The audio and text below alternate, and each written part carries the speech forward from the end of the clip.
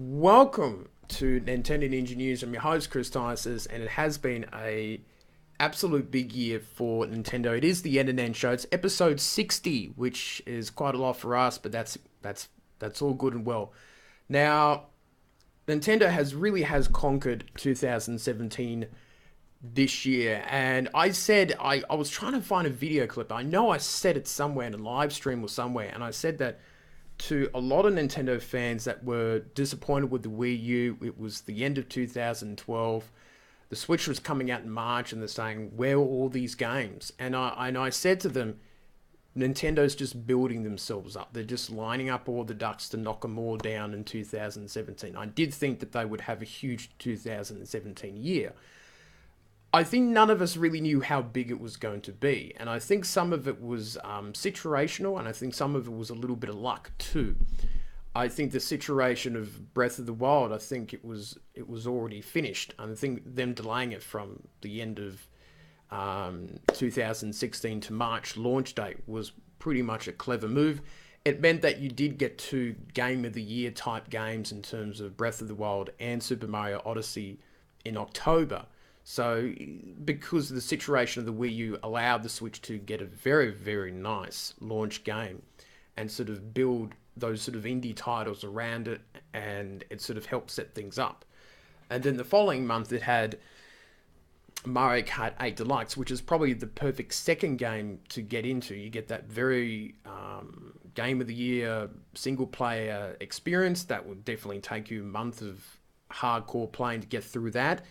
And then towards the end of April, you got Mario Kart 8 Deluxe. The full package, battle mode was in there, properly done. A lot of people who didn't play it on the Wii U must have been very excited about getting it for the Switch. And that would be a great experience with two Joy-Cons and things like that. Then you had Splatoon 2 and ARMS, and you've had all this third-party indie development sort of support, which has been excellent. Now, these are all the games that I've gotten over time. And quite a few of them are demos, but you can tell that this is quite a large collection by now.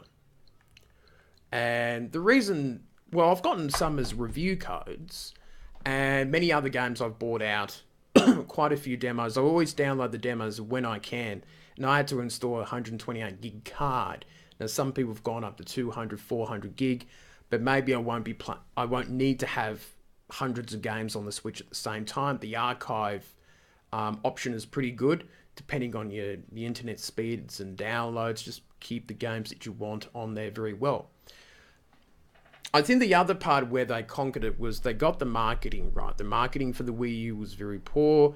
They didn't really know what the console was about. And I think even the music industry, or even with films or anything, I think creative-wise, is that second album syndrome where an artist brings out a really big first album and it's very successful, does extremely well, and you go back to the drawing board and you sit there and you wonder and go, well, hell, what we're going to put on this next album?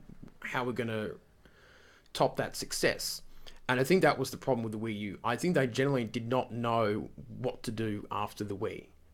Did they go back to the hardcore games? They tried to keep both the hardcore and the casual sort of type gamers, and it didn't work. So they got rid of the marketing team. They merged together the home and handheld console divisions, and they decided to stick it to one. And this obviously looks a lot better than the Wii U. The Joy-Cons are they're a bit expensive when you buy them separately, but when you look at all the technology that's in them, I think you could understand why. It plays as when you pay the $120, which is a fair bit, you do get two controllers. Yes, they're small, but they're still very useful to muck around for 20 minutes, half an hour. And the Pro controller is probably the best feeling controller that I've ever had, which is a great additional. The fact that you can play it portable, I think it's a novelty gimmick that will last quite a while. I think a lot of people like the idea of taking the console on the go around in the home and outside. It means that they don't have to buy two versions of the same game. For example, Mario Kart on the 3DS, and then again you've got to buy it for the Wii U. So you're not sort of buying the same game twice over, which I think, number one, it will save you a lot of money. And two, you can use that money to buy other games or little indie games that you see on the eShop, which there's a whole trainload of fantastic games that has come out during that time. Just even looking at the games that's come out. Pinball FX3 has just come out today. Fantastic group, Zen Studios. Skyrim, Xenoblade Chronicles 2 was fantastic. Has Been Heroes was okay. Yeah, not one of the best games, but that was very good. Graceful Explosion Machine was another great game that I reviewed. Splatoon 2 was a great sequel. It still is very, very popular. Other great games is Stardew Valley, excellent for the Nintendo Switch. Then you got Rocket League. Then you got Skyrim, of course. You got Doom, which works well on the Switch. Then you have a Snippet Clips, great little series. It's now got an enhanced version that you can buy now. Mario Odyssey, obviously, Poketech Tournament, DX, Minecraft on the Switch in the first year. All these great games, and it's hard when you try to think of a top 10 games for the Switch because you're really leaving out a lot of other great games in the first year. And I think that's been part of it. It's the mix of good hardware, a good supply of great software, and good marketing. And I think those three has been the reason why Nintendo's turned things around. And I think they really looked deep and hard at themselves and went, what can we do? What can we do to turn things around and improve the situation?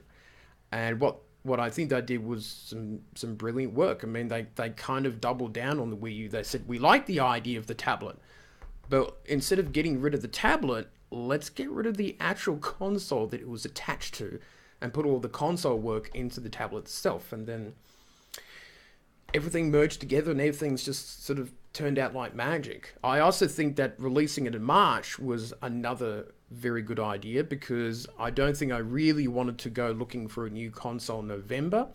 I think that would have been difficult. And seeming that the console's been out for 9-10 months, it means that you've already got a few games for the Switch and you can buy a few games instead of trying to save up, here in Australia, $470 to $500 just for the console.